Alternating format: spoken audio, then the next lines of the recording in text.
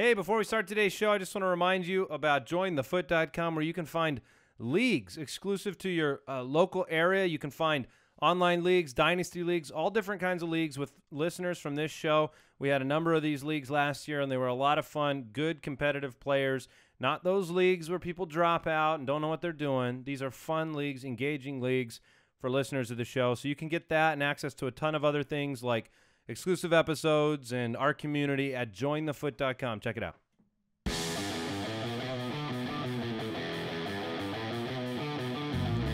Welcome to the Fantasy Footballers Podcast, coming to you from the FantasyJocks.com studios with your hosts, Andy Holloway, Jason Moore, and Mike Wright. Welcome in. Woo. Thank you. Mike. Yeah. Oh. Well, welcome to you. Welcome Andy. in, Mike. Thank you, Andy. I'm glad to be here. I'm glad you're here. How you doing today? Doing very well. I'm checking your shirt, seeing if there's any wrinkles. Probably. Your hair wasn't done when you got in here. That was a complete mess. Did you just roll off a park bench? Is that? Man, that's funny. This morning was rough for me too. I must have hit snooze 3 times. I mean, I could not get out of the bed. Well, neither could my son, which put my wife into rush mode. Oh. No, rush mode's tough. Yeah. You don't like rush mode. You got to be on board and help her when it's rush mode, or you'll be left behind. Because your kids had the school again today? Yeah. What, yours don't have school? They do not. It's so weird. It's teacher prep day. Oh, okay.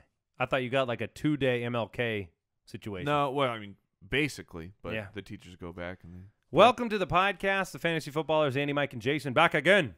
Again. We ain't never leaving. No.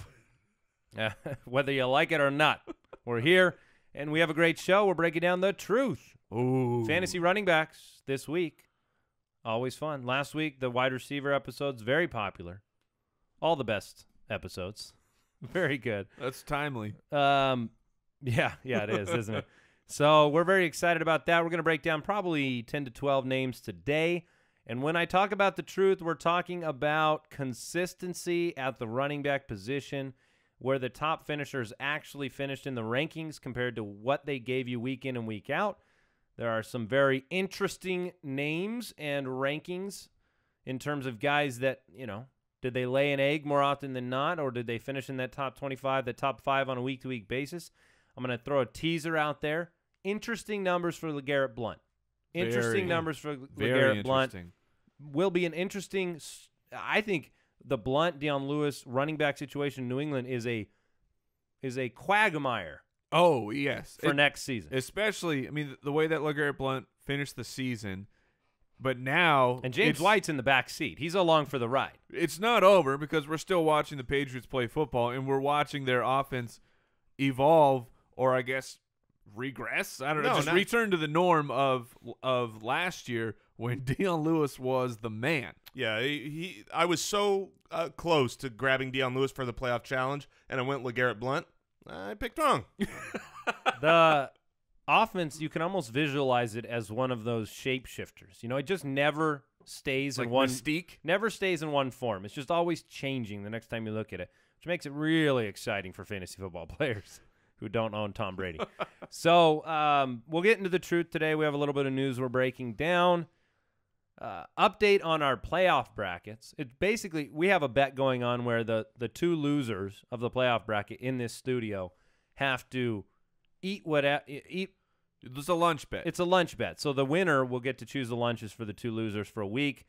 It basically breaks down to this. Jason is going to be eating lunch. I'm out. From either, because he went with the Giants. He took the big shot. I mean, that I applaud you for that. It's admirable, and sometimes stupidity is admirable. Sure, absolutely. Just, you can get on the yacht down in Florida. The first 40% of that game looked real promising. You did. Yes. Unfortunately, 100% of your lunch is not going to be promising. That's no good. Basically, for Mike and I, it breaks down to, now I lost to Oakland, but it's not going to matter much. Nope. If New England wins the Super Bowl, I'm going to be choosing lunches. If New England does not win the Super Bowl, Mike's going to win. And if either of the other teams win the Super Bowl that are in contention, Mike wins. Yeah, that's what I was going to say. So you have anybody to have, else. I've got a 1-in-4 shot here.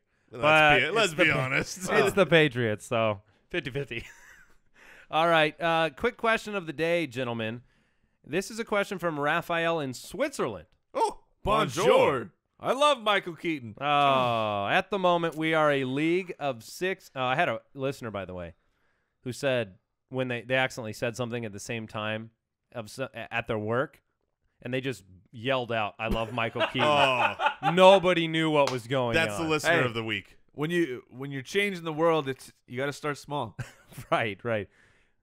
All right. Raphael in Switzerland says, at the moment, we are a league of only 6 teams. We're going to expand it to 8 teams. You can retain 1 keeper. What do we do for the 2 new teams? So basically the question in general is, how do you expand a keeper league? I know what I would do. I know what I would do as well. And this one, I think, it could be a little bit different than how I would treat a 10-team expanding to 12. Because it's only 6 teams, each of you already have your keeper. Once the draft order is set, those 2 new teams get an extra pick, 1 and 2.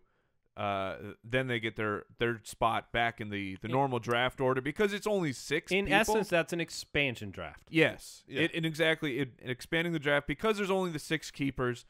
I don't think you are destroying the balance of and taking away from what you earned by grabbing this keeper last year.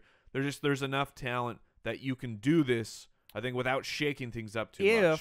I have some other recommendations. If you have a larger league and you don't want to shake up the talent too much, I would recommend you could put a keeper expansion picks in between the first and second round. If you don't want to give somebody, redundant picks, you could give them, something in between the first and second round.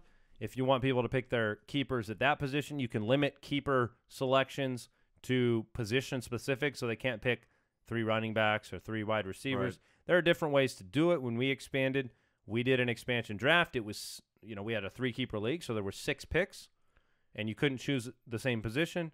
Those teams set their keepers, and then the draft went on as normal. Expansion drafts are the best, but the question that I think makes it hard is when you're a keeper league where you keep a person for draft value of the last year, what do you do then? And really you can in essence do the same thing because you can give them the values of the people who were drafted last year. If you've got a record of your last year's draft, and then they would draft those players you could do that. At that value. My money keeper league, we actually do it a little bit different.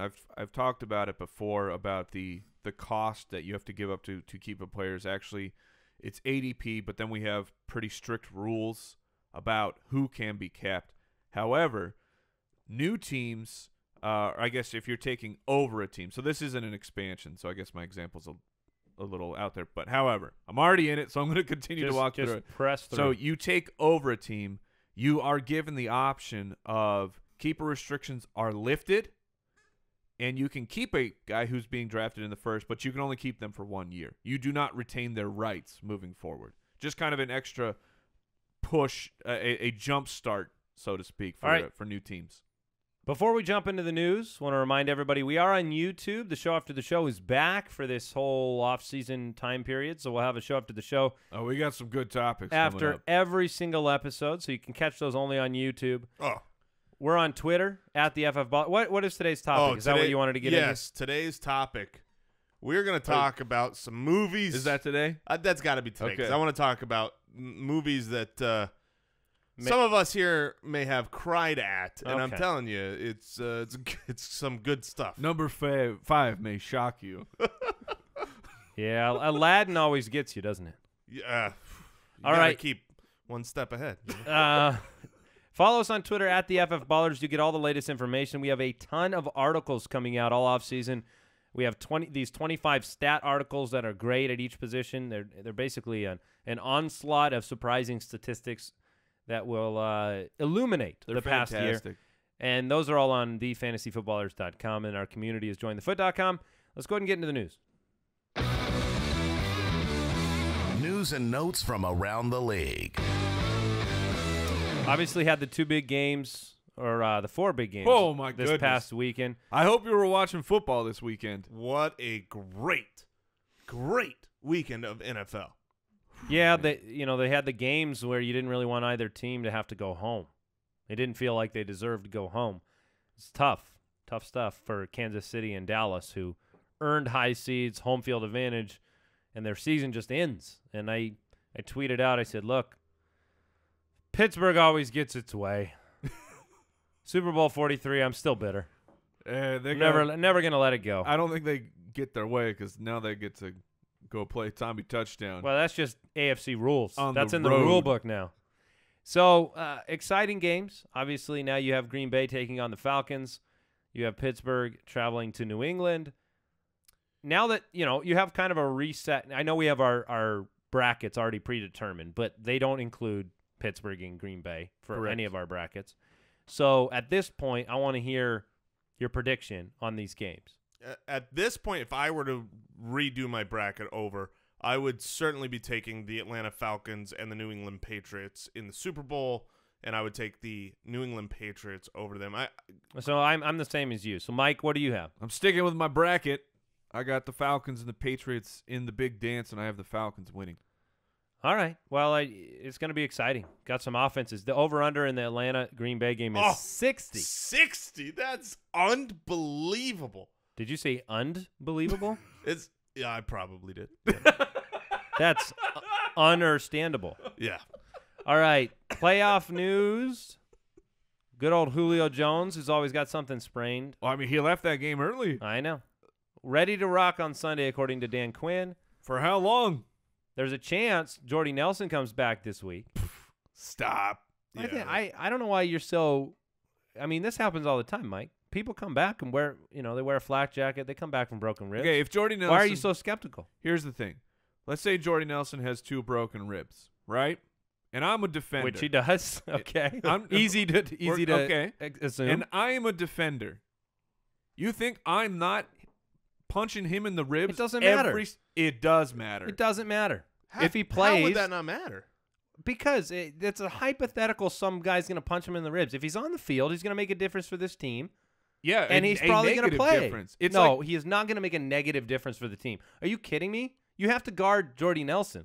Not if you give him 1 or 2 good shots to whatever. the ribs. It's like boxing, man. Why do you punch a guy in the ribs? Because they become ineffective. I think it is poor analysis to say if Jordy Nelson suits up, he is a negative because somebody might punch him in the ribs. I mean, quarterbacks have played with broken ribs before. They wear a flak jacket. They get hit a bunch. They still play. It just hurts. Quarterbacks don't have to run around. All right. If Jordy's out there, I'm taking the a position that he's good for them. Okay. I mean, that's bad analysis or not. If Jordy's out there, I think it's bad for the Packers, and I don't think Jordy would be out there. Gosh, you guys are both. If you go up across lunatics. the middle and try to grab a ball with 2 broken ribs and then get punched, you're going to drop that ball. Ifs and buts. Well, we'll see. He's not going to be out. My analysis is he's not going to be playing in that game. Okay, so you're contradicting the news from ESPN? Yeah. Well, the news is that there's legitimate hope. Okay. And I'm saying All right, Tony Romo. Trading Tony Romo will be the Cowboys' #1 priority this offseason. He wants to go to Denver. I don't think Denver wants him. If I was Denver, I don't think I want him. Who wants him? That's the question we were debating before the show today. A lot of people. Depends on the price, I'll say, for Denver. It could just be posturing by them. Because if Denver can get Tony Romo on the cheap. No.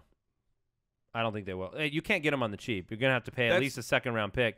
And no way Denver does it. After they have Simeon, right. They have Paxton Lynch. And last offseason showed me what Denver wanted to do. They had the opportunity to get veteran quarterbacks last offseason. They 100% chose not to do that. I don't see them as a destination. But was anyone available of Tony Romo's caliber? Are you kidding me? There was a guy available who is the most winning playoff quarterback of all time that hasn't reached a Super Bowl, and they went and they got him. Yeah, they did. Mark Sanchez. And they cut him. Yeah, they could have had – I know now it looks stupid, but last offseason it didn't. They could have had Ryan Fitzpatrick. Right. I'm just telling you my opinion on that. Apparently we disagree on everything today. Well, the Jets are a destination. What I was going to say is we've seen John Elway, shake things up. They had Tim Tebow, and granted, Tim Tebow is not the best quarterback, but he was coming off a playoff victory, and he said, I can get Peyton Manning.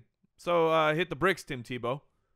So it would not shock me if they're like, well, We'll see you later, Trevor Siemian. I don't care that we drafted Paxton Lynch in the first because we can get Tony Romo, who is a Pro What do Bowl you make quarterback. of Chip Kelly being rumored as a Jaguar offensive coordinator? Love it. Yeah, I do too. I think it's one of those things where some people say there's no talent at the running back position for the Jaguars. I disagree. I know you disagree, Andy. You're Mr. T.J. Yeldon.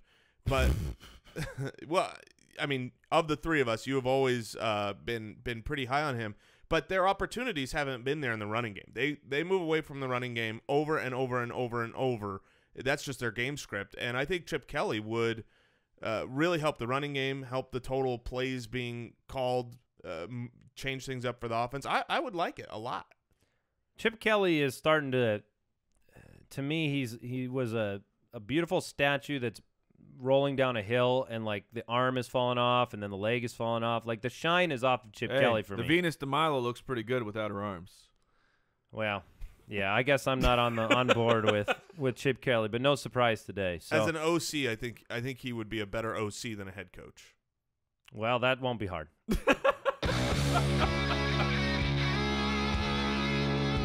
You want answers? I think I'm entitled. You want answers? I want the truth. You can't handle the truth.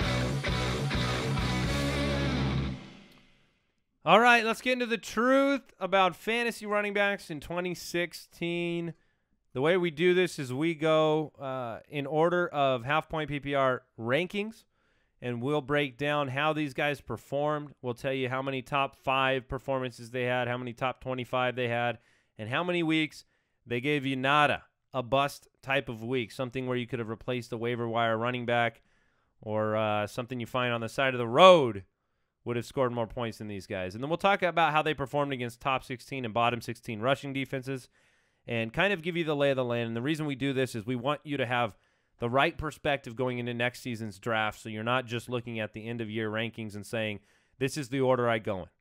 You want perspective on how they performed, how consistent they were, so you can build your roster the right way, because we're about equipping you to build a championship roster. For example, Julian Edelman was not very consistent on a week-to-week basis. He had a good stretch there, but his end-of-season ranking, Week 17, just had a monster game, about 3 games worth of production. That skyrocketed him into the final rankings. And you look, Julian Edelman, I have to have him, but perhaps not. Absolutely. So that being said, at the top of the charts here, David Johnson is number 1, Ezekiel Elliott is number 2, and these guys were not lacking for consistency.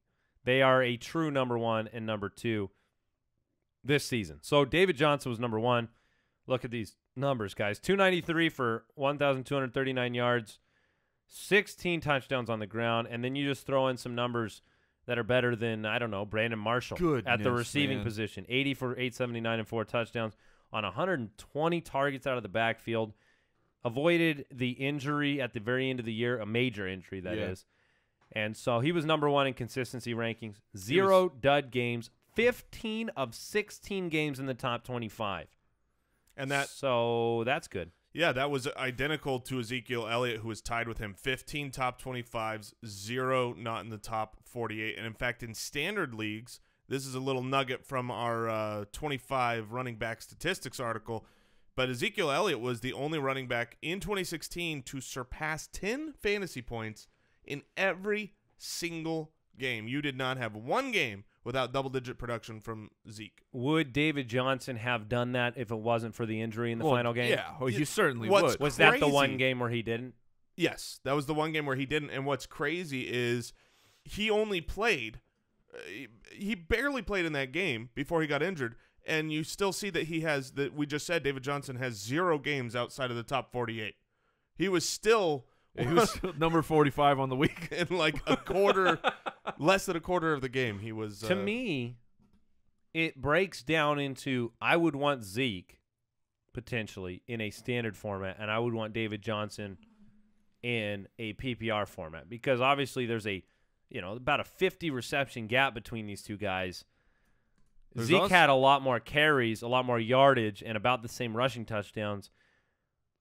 Do you feel that way, or are you guys all on board with one guy no matter what the format is? No, you're going to be going back and forth for me between. And there's no reason Elliott. they can't repeat these numbers for a few years. Right, and I agree with that. I don't think it's an automatic, well, it's standard, so we go with Elliott. I mean, David Johnson had more, not just more rushing touchdowns, but he had how many more? 5? Am I doing that right? I don't know what you're doing. No, he had 4 more total touchdowns. Yes, total touchdowns he did. He was 400 yards less than Zeke and had about 30 less carries. The way that the offensive line in Dallas is, I guess that's why I'm thinking, maybe you lean Zeke in a standard. Maybe. But with those reception totals, it's not like it doesn't count in standard. So right. What's interesting, at least the way it was perceived by me watching Dallas this year, yes, Elliott is. I mean, he's a focal point of the offense. But you saw Dak growing as a quarterback this entire year. He played a lot without Dez Bryant, and then Dez really got going. You saw him in the playoff game. I mean, over 100 yards, 2 touchdowns.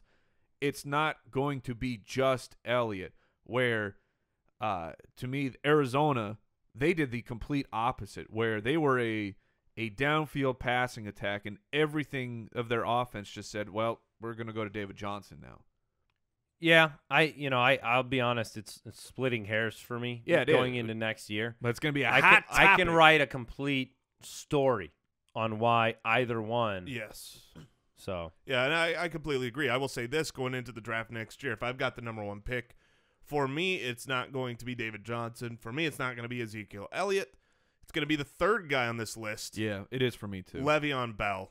Well, before we get into Le'Veon Bell, we do need to pause and thank today's sponsor, PristineAuction.com. Let me tell you one of the things I love about Pristine Auction, and you hear us talk about them.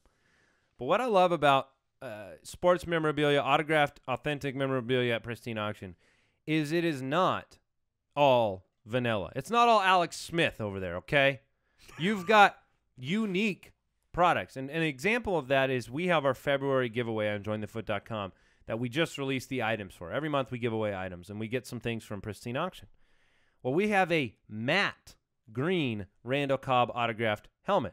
That's an example of, okay, it's not just the traditional helmet. They have unique helmets, unique items that are just kind of distinctive and look especially cool in your man cave, at your office, wherever you want to celebrate your season or your team. They're very unique items. They're eye-catching items, and they're affordable and great with great players. I mean, this is exactly why we put them into every single giveaway. This is why we talk about them all the time. You can trust them. They're authentic, certified, and always have unique daily auctions on there. So take the chance to go over pristineauction.com, completely free to browse and check it all out. See the kind of deals you can get on unique items like those matte helmets, like the Dak Prescott and the Ezekiel Elliott memorabilia, if you want to stick that on the wall for the next 15 years, which it seems like Cowboys fans can do. So check it out. PristineAuction.com. That's Pristine auction.com. Let them know the Fantasy Footballer sent you. Yeah, and make sure you also check out BlueApron.com. Blue Apron, you've heard us talk about them for a while. And actually, not only have you heard about it, you've been jumping on board. We have seen so many of the Foot Clan tweeting out their boxes of the Blue Apron, the big, beautiful Blue Apron boxes that come with these gigantic ice packs that my wife is in love with. And this is fresh food sent to your door with high-quality ingredients that I can't find in stores. When I look at the asparagus that shows up in those boxes, I go, where do they get this stuff? Because when I go to the grocery store, I don't see them looking that big, that good. Those ingredients are great, and we cook them together as a family. I know a lot of people out there that have been using Blue Apron to have meals sent to them with recipes, with the ingredients, are making these incredible meals, and they're thanking us.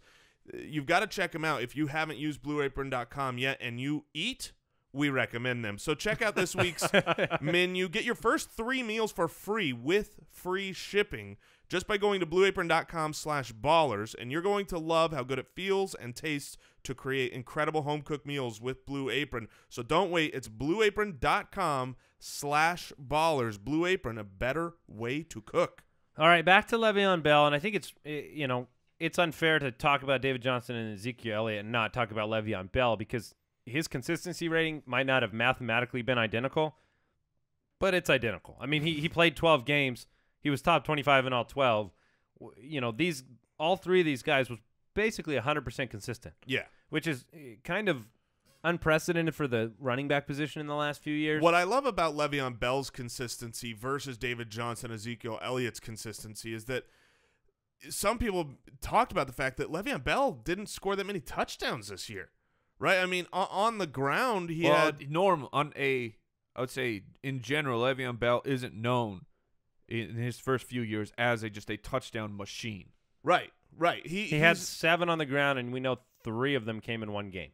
Right, and 2 through the air. And I actually like that in the sense that, sure. I mean, I want, obviously, a lot of touchdowns. I hate touchdowns. But we can predict targets and yardage and things like that much easier than you can predict whether or not LeGarrette Blount's going to be on the 1-yard line 2 times or 5 times this game and get those touchdowns.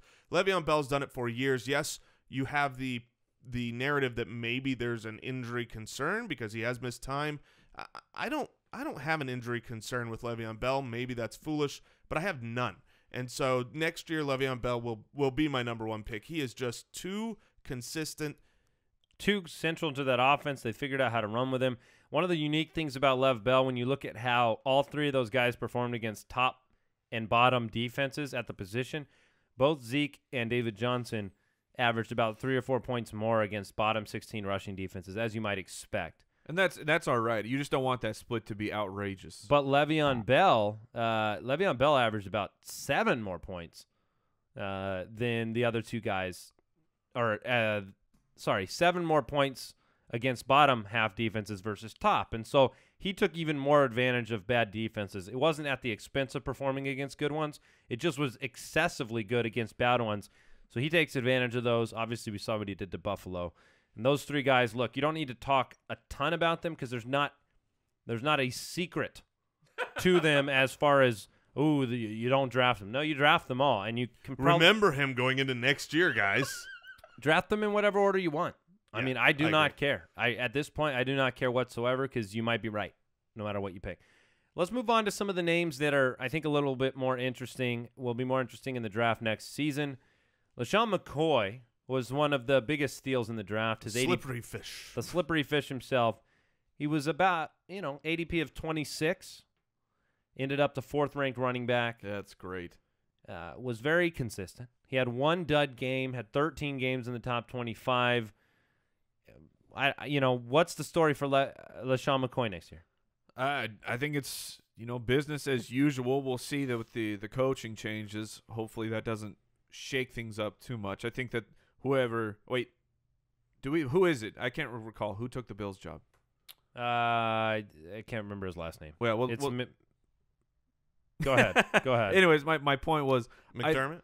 I think there you go. I was going to say something. Sean McDermott. I'm sure they will. They know that LeSean McCoy is the best option to go to for that offense. So he's going to get fed regardless. But what will happen to the offensive line?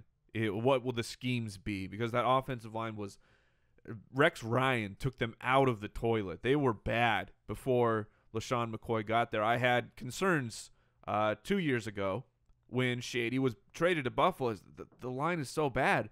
However, when you look at Buffalo, what they were doing this year, they were amongst the tops, or Shady was amongst the tops in yards before context. I mean, the scheme, what they were doing was working. So hopefully they can continue moving along with that, and I think that he will be well worth his draft price. I will say this, with Rex Ryan leaving, concerns. I had concerns with Rex Ryan leaving because he is we saw it this year, right? Shady got the ball, every other play was Shady. He was the centerpiece of that offense without question, and that's kind of what Rex Ryan has always had and always wanted. With him leaving, it scares me because if you don't have that volume, you're a talented back, but opportunity is king in fantasy football. That being said, they brought in another defensive-minded. They didn't swing the pendulum too far. They brought in Sean McDermott from the Carolina Panthers. As a defensive-minded coach, which usually means running. So I think he's going to be okay next year, but he'll fall.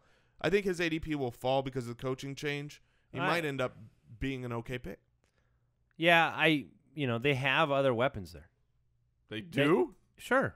They have Mike Gillislee. I'm saying Mike Gillislee's a restricted free agent. He may or may not be They back. have Jonathan Williams, too. And I'm just saying, at the running back position, you talk about volume, he had almost 100 carries less than Zeke Elliott. So he wasn't somebody that got 300-plus carries. He's older, okay? He has a tendency to break down in the middle of games. It seems like because of that, they want to share the load with other guys. Maybe it's not Gillislee. Maybe Gillislee's back. I think this is just the tier you step into where there are more question marks. Can he repeat? Yes. Do you have variables? Injury, depth chart, coaching change, those things? Yeah, I think you do. So is Jason right about him dropping? I think all of those reasons are reasons why he'll be lower, but he'll be like DeMarco Murray was or LeSean McCoy was this year where, look, you take the risk and you hit, he's a home run. You take the risk and you miss, he probably just fulfills his draft value. So that makes him, I think, a good pick. Yeah, I can agree with that. So compare him to this year's DeMarco Murray in DeMarco Murray. So wait, are you telling me this year's DeMarco Murray was DeMarco Murray? That's what I'm telling you. This year's DeMarco Murray was DeMarco Murray. Oh, that makes sense. And so he finished as the number 5 running back. You're talking DeMarco now. DeMarco. Okay. Consistency. This year's DeMarco? DeMarco. Okay. This year's DeMarco. Talking about this year's DeMarco here. Don't talk about last year's DeMarco. No. He had that offensive guru, Chip Kelly, running the show back then. No. So he was the number 4 in standard, number 3 in PPR for consistency. Very, very consistent. In fact, I believe it was his. He had over 12 points his first 11 games, something like that. He was very good this year. They have much less change. That's how I perceive. If you want to compare Shady, who was a great pick, and DeMarco, who was a great pick this last year, both guys that fell a little bit in the draft, you've got all the changes you just described with Shady, but coming up for DeMarco Murray, the only changes that are coming are perceived ones of saying maybe they should get Derrick Henry more involved. I think that's a pretty big perceived change. Yeah, but my point is it's perceived. People think, I think it might happen. The head coaching change, it happened. We're not saying they might make a head coaching change. No. That happened. Those type of things are not the same with DeMarco. I feel like there's a lot more consistency. Are you contending that this year's DeMarco Murray might be next year's DeMarco Murray? I am contending that. So he may be DeMarco Murray again. Just for context, LeSean McCoy is 4 months younger than DeMarco Murray. They're both 28 years old. They still have, obviously, gas in the tank. I tend to lean much – like if I had to choose between the two, I'm choosing DeMarco Murray.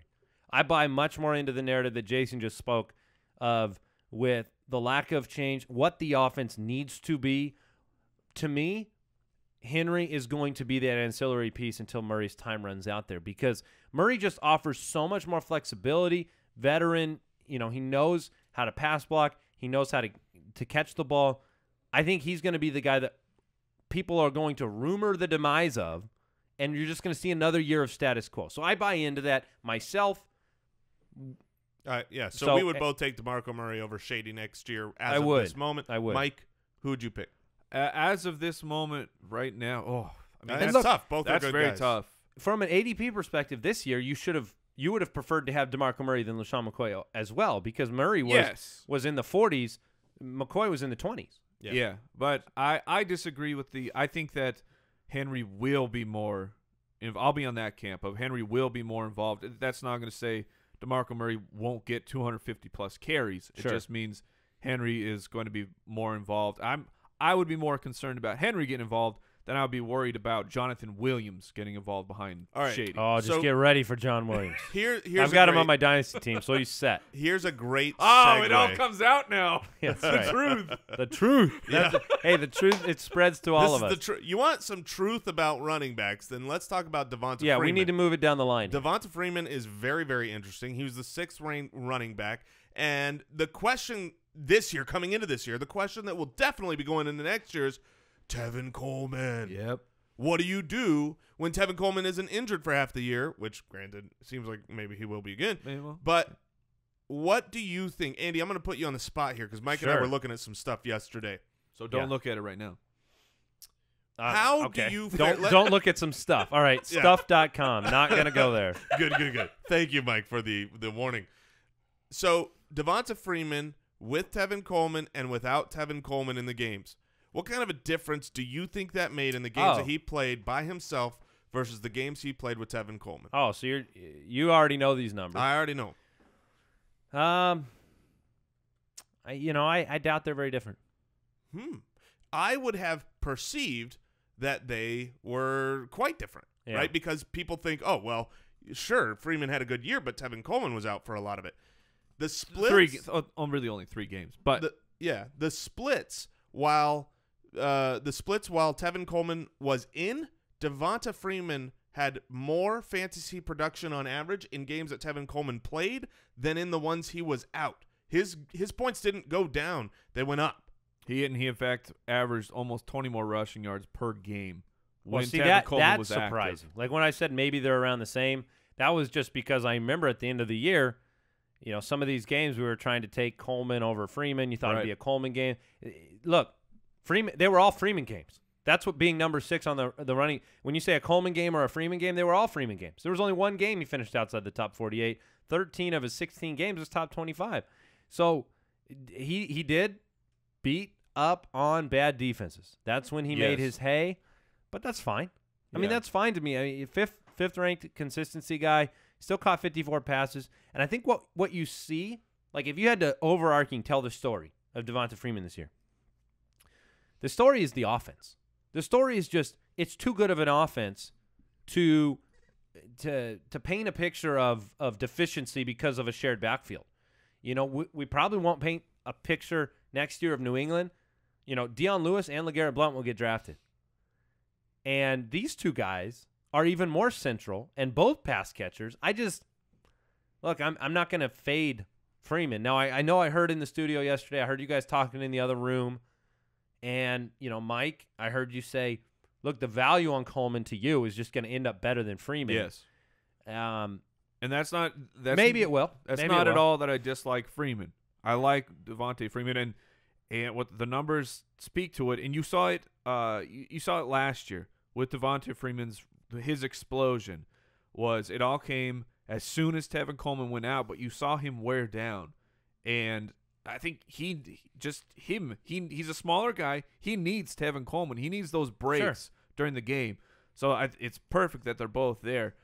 I think that Devonta Freeman's going to be a second-round pick next year. For context, and Tevin Coleman had 9 top 25 performances. Freeman had 13. So depending, like this past year, Freeman was a second-round pick. Tevin Coleman was free. Basically, 140 in Standard League, 112 in PPR. That's not going to happen again. No, not even close. But where do you think he's going to go? Maybe in the 5th round, 6th round, 7th round? My guess was the 6th. Look, Melvin Gordon last year went in the 6th. That's about where I would see Tevin Coleman going next year. If I can grab Freeman in the 2nd and Coleman in the 6th or 7th, I would grab both of them. I'd be happy to. Very interesting, though. I did not know those splits. Those are very interesting. Very truthy. Splits. All right, Jean-Claude Van Damme style.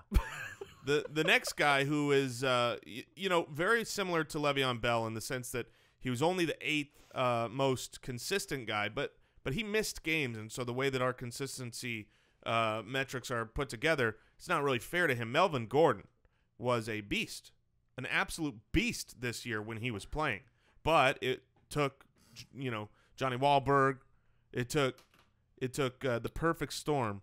Johnny Wahlberg? Did I just go Johnny Wahlberg? You're okay. It's Mark. Mark Johnny John and the Funky You Bunch. leave my references over here. Johnny Mark. He just said Johnny John and the Funky Bunch. Right? Isn't it Johnny John and the Funky Bunch? Yeah, that's exactly right. Now. Yeah, and old Steve Clooney.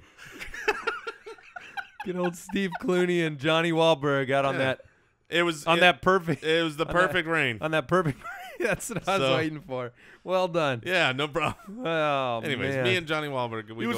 They were in Twister, right? Yeah, they were in Twister. They were the perfect Twister. Yeah. All right. Philip Seymour Hoffman. And Yeah. All right. We've yes. Philip Dustin Hoffman. Yeah. All right. Melvin Gordon. Is it the show after the show yet?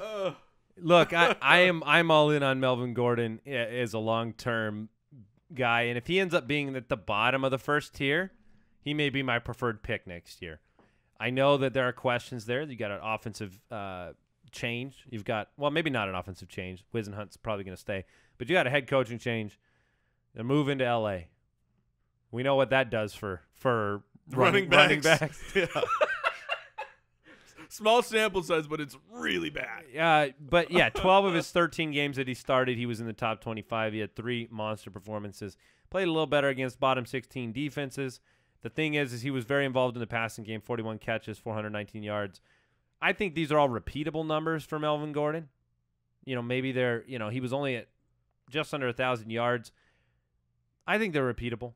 I see the warts, but you're getting down into that number where I'd rather draft a guy in Gordon than a guy in LeGarrette Blount because I see the ceiling for a guy like Gordon being so high, whereas, Blount, he caught 7 passes. So when you talk about guys back-to-back in the rankings, give me Gordon. But what's questionable for Gordon is the workload. I mean, is Danny Woodhead going to be back? We don't know. There was news today that they expect Brandon Oliver to be back. Brandon Oliver is a good pass catcher, and for Melvin Gordon, it was 10 touchdowns. I mean, that's the part. I would say a lot of the reason why he's so high on this list is because of touchdowns, and I don't know that is repeatable. He was when he was on his streak, he was scoring every single week. He Which looked is great. great. He passed the eyeball test. Of course it's great, but that doesn't happen very frequently. I lean more to Andy's side. I think that he is a good running back, and that's what you really want. I think he's got the skill set, but I do agree with what you're saying that there's going to be a lot of change. Danny Woodhead was just gone this year. Yes. And that thrust Melvin Gordon into a role where he thrived. In week 1, Woodhead was very involved. I think he may have even outscored for fantasy. He might have outscored Melvin Gordon. He had a top 7 PPR performance. According which is to more than Todd Gurley. If you look at the offensive snap count percentage for Football Outsiders, I don't think his proportion, like you talk about workload, I don't think he was proportionally too high comparatively. Like, you look at David Johnson, that's at 83%, DeMarco Murray 81%, right. Lev Bell 72%. Gordon was at 62%. And look at Jordan Howard, 64%. Gore's at 60%. McCoy's at 60%. Even a guy like Lamar Miller's right at 55%. Is that per game or just a total? That's snap count percentage, I think, in games started. And so all I'm saying is that you didn't have an 80% that's going to dip to 60%, and it was all a volume play. I think he'll get in the who's going to get in the end zone there? They're not handing it to Brandon Oliver. Brandon Oliver is going to be inactive next year. That's my prediction right now. He's not. He's a nobody. So, he's a Jonathan Williams, as you would call him. Yeah, I think that's fair. I just don't think there's a lot of downside to Melvin Gordon. That's basically what I see. The nice thing is, with some of these negative narratives, might push him down in the rankings as well. And he's gonna go real high. You think? Yes, I think people really he's like flashy. him. He's sexy. People like him. He won't go ahead of Freeman. No. Do you think? I bet he goes right around the same spot. Well, he'll go ahead of these next 3 guys. Yes. We'll round it out with 10 names, and so we'll talk about LeGarrette Blount, Mark Ingram, and Jordan Howard next. 8, 9, and 10 in the running back rankings. We'll start with LeGarrette Blount, and the thing that blew my mind when I said earlier, and I teased the LeGarrette Blount numbers, for a guy that is so touchdown dependent, 18 touchdowns, right? 300 carries. He was the number 1 consistent standard league running back. Well, 15 out of 16 games, he's top 25 for a guy drafted outside the top 100. For someone who on the year is touchdown reliant, 18 touchdowns. You can go ahead and be touchdown reliant if you're getting 18 of them. So wherein lies the median number here? Is he a 10 touchdown guy next year? Is he a 12 touchdown guy next year? I would put He's him. going to get overdrafted. I'm not drafting LeGarrette Blount. I would be willing to draft him because this isn't. Coming into this season, I talked about how good LeGarrette Blount was last season when Dion Lewis was playing. I think similar to Freeman, his splits were actually up. I don't think he's going to go. he might get overdrafted. You're right. And if he is overdrafted, I will avoid him because he's going to regress from this. I think he is a 10 touchdown guy. He's not going to, this year he had 3 games. Is he a running back 1? No. Okay. Not at all for me. And you mix Deion Lewis in with the kind of outlandish touchdown totals. Yeah. And the carries from the 1-yard line. To me, he's just impossible to be on my team. So I'm looking at a fantasy football calculator because they're running mock drafts already. I love it. But in the newest one here, Melvin Gordon went before Freeman and DeMarco Murray. Yeah, I could see it. That might not be wrong. He's going to go very it's high. Just that flashy upside. So LeGarrette Blount, look, great season. Probably, I bet he's on the list of those guys that are on most of the championship teams because of where you got him and what you got from him. He's just, so far down the board and ended up playing great. I mean, the PPR leagues, he's the 6th most consistent because touchdowns count no matter what you're doing. Right. Yeah, he had 3 games this year where he didn't get a touchdown. If you want to look at usage and what New England seemed to do, he averaged more fantasy points against top 16 defenses as opposed to bottom. He didn't really feed on bottom teams. He was a 11-point-a-game guy versus 17 against top defenses. Kind of interesting. Doesn't catch the ball. Obviously a standard league guy. I'm very interested to talk about Mark Ingram. Yes, very important. Because Mark Ingram went around, second round, late second round pick. He played 16 games. He only had 205 carries. He definitely wasn't very consistent. He was the 9th ranked running back at the end of the year, but 21 in the consistency rankings. Yeah, so here's one of those nuggets from those amazing articles we have up at the fantasyfootballers.com right now.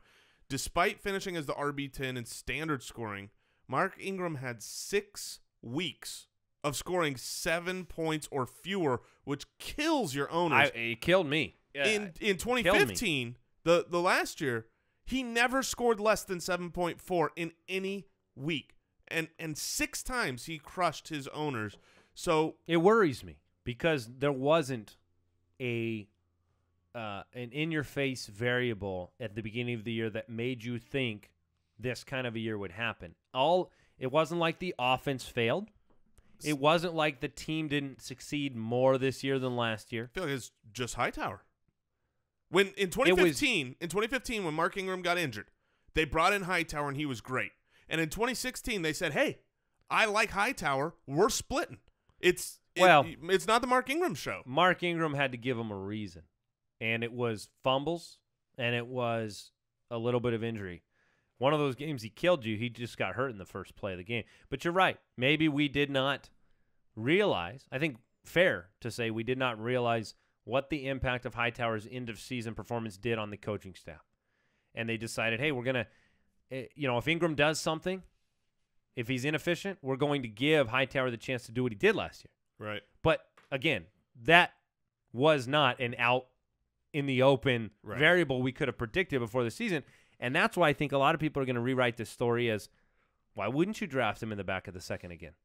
And should we? Because he still finished number 9. So the consistency wasn't there, but he was clearly the better runner. Everybody saw it. Yes. He looked great. So, Mike, you don't have a dog in the race, so to speak. I do, because I really like Mark Ingram, and I loved him going into last year. I wouldn't take him likely as a second-round pick, but I think he's going to, you always have those that group of the 3rd and the 4th round running backs. He's going to be in that group, I think, this year. I mean, people might see the end-of-season rankings and move him up, but I still want Mark Ingram on my team. I think that he is a very good running back, 5.1 yards per carry this year. That's the best of his career. Where is his ADP in that early? I will because check. If I could somehow end up 4th round, about the middle of the 4th round. That'll change. But if I could end up with my first round pick, maybe I get maybe it's a Jordan Howard, maybe it's a Jordan Howard is going to be. I mean, we're about to talk about him, but he's going to be taken before all of these guys that we're talking about. No, recently. that's why I said if my first round pick is Jordan Howard. Oh, okay. And then I snag a wide receiver and I can get Mark Ingram as my 2.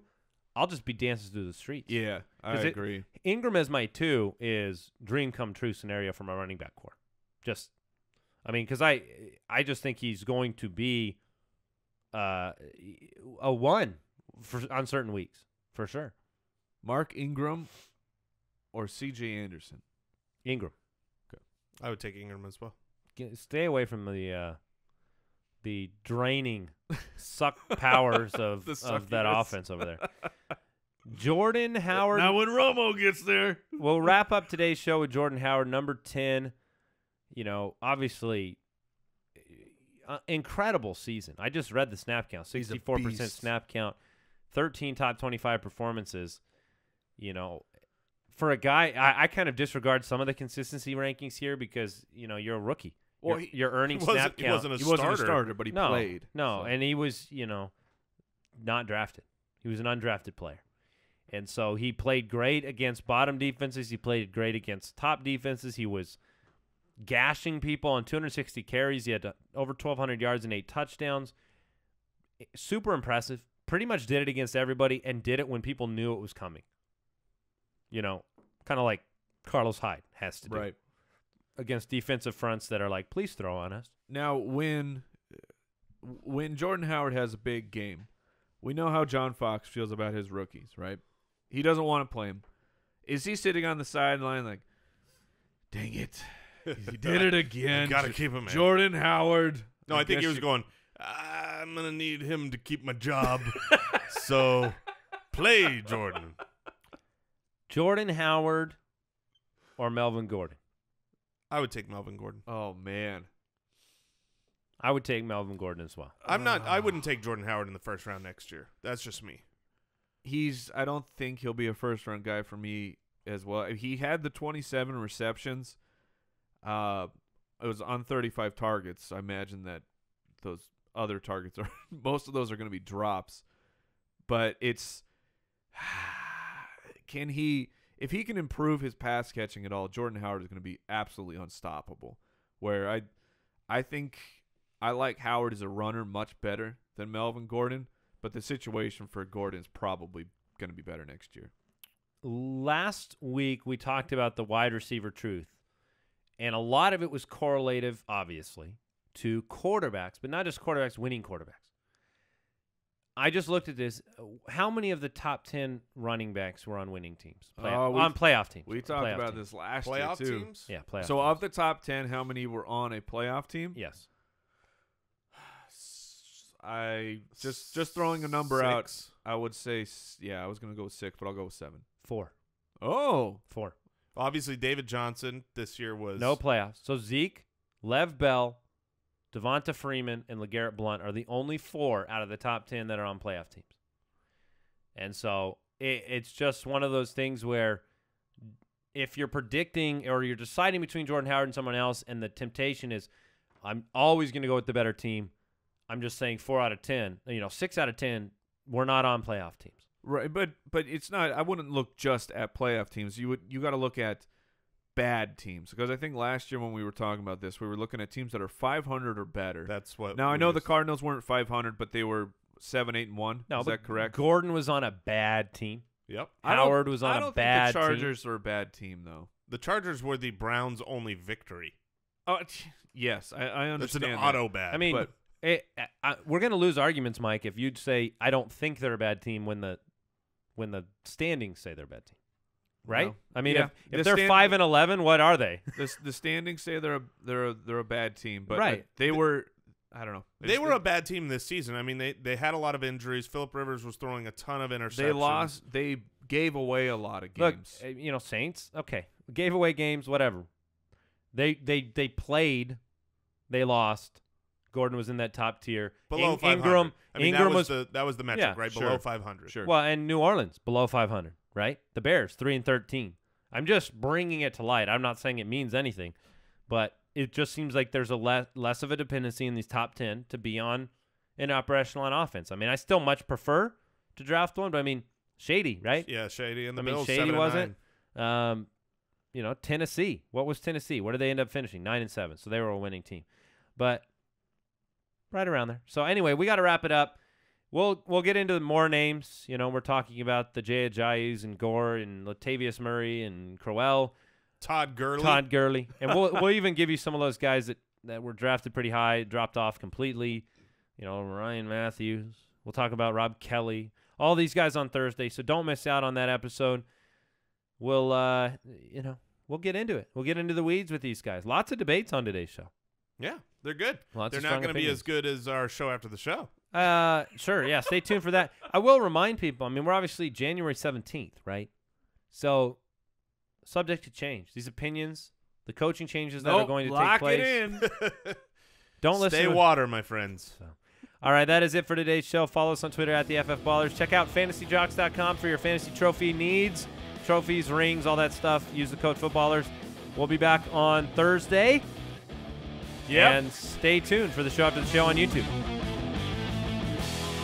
Thank you for listening to another episode of the Fantasy Footballers Podcast. Join our fantasy football community on jointhefoot.com and follow us on Twitter at the FF Ballers.